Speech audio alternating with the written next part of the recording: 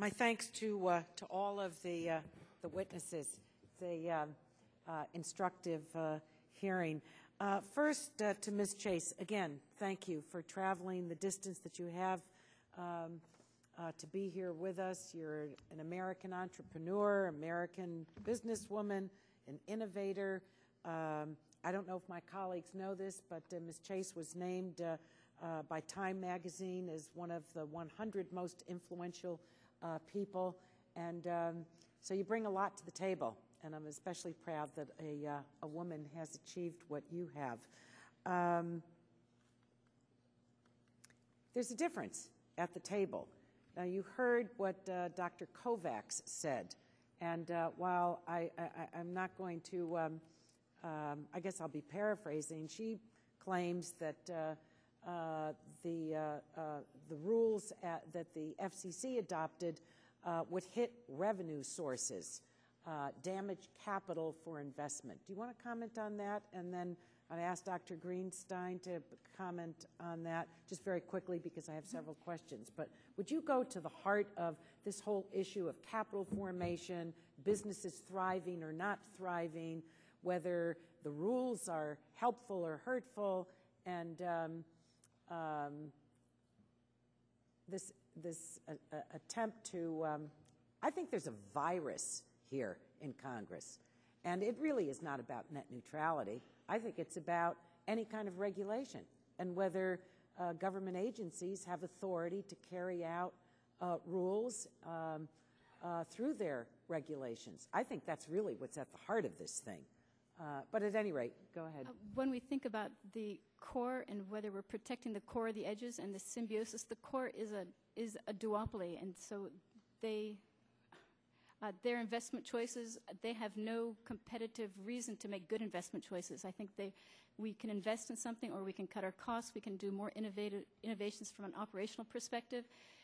There's been an argument that there's only one thing for them to do to improve their system and only one revenue source. There's lots of revenue sources. So I do not buy the argument that just because we're cutting off one particular revenue source that the whole thing crumbles. It doesn't make any sense. Mm-hmm. Thank you. Dr. Greenstein? I disagree strongly with the assertion that all the ISPs in the United States have a problem covering the costs of data. First of all, we should recognize that there are different costs, and there's a large variety. About 15% of the U.S. population lives in low-density areas where it's expensive to run an ISP. Mm-hmm. In the urban populations and the high-density parts of the United States, we've had a complete build-out, at least by 2 wireline providers. That's what's shown in the National Broadband Plan. Mm-hmm. Those firms are really very healthy. They get margins somewhere estimated between 70 and 90%. That is to say, of the dollar they collect, something like 70 cents to 90 cents on the dollar goes back to capital investment, to the stockholders, to the owners. And then the rest of it covers the costs of their data, the costs of customer maintenance, the cost of service. So given that's the situation, and for 15 years we've been watching the amount of data users ask for go up, I don't really think there's any particular crisis in 85% of the population over how much data the ISPs can handle. It's $1 a month. I appreciate it. I'm going to ask you to stop because I want to get a couple of more questions. Sure, you get the idea. To Mr. DeReggi, I mentioned in my opening statement about innovative companies, Netflix and Skype and eBay, and how they have flourished, other companies, the thousands of jobs that have been created, not just in my district by constituent companies, but across the country. In your written testimony, you suggest that appropriate network management might be to simply block Netflix altogether. I find that a little chilling. And so I can explain why. I don't believe in blocking. And will you turn on your microphone? I don't believe in blocking anything without a no, but I mean, to block anyone, I think is part of the heart of all of this. So why would you suggest that that an appropriate network management is to block? And then fill in the blank. I mean, you said Netflix, but why do you find that to be? Wait a minute. Why do you find that to be appropriate? And just real quickly.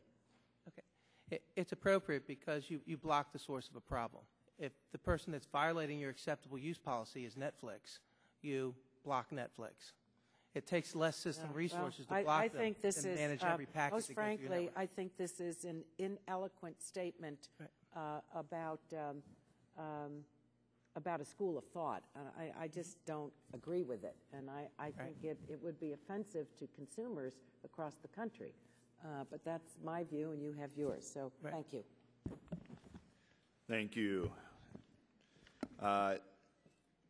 Dr. Kovacs, do you have a response to Ms. Eshoo's question? I'd like to begin by... Microphone, please. Sorry about that. I'd just like to correct... Yeah, it's still not on. Okay. I'd just like to correct a fact. If you actually look at the margins of the carriers, net income margin is 10% for AT&T and Verizon in 2009, 6% for Frontier. That's as opposed to 28% for Google. So I'm afraid Dr. Greenstein's numbers are the reverse of what he indicated. To go back to the issue of revenues, I think part of what is being missed is that not only are the companies not being allowed to charge for wholesale carriage. So Verizon or Frontier can't charge Skype for carrying Skype. The revenues that are going to get lost are the revenues, voice revenues, that Skype then takes away from Frontier or Verizon or AT&T or the others. And the networks are supported by the core revenues. The cable networks are largely supported by video. The phone networks are largely supported by voice. Broadband right now is treated as incremental.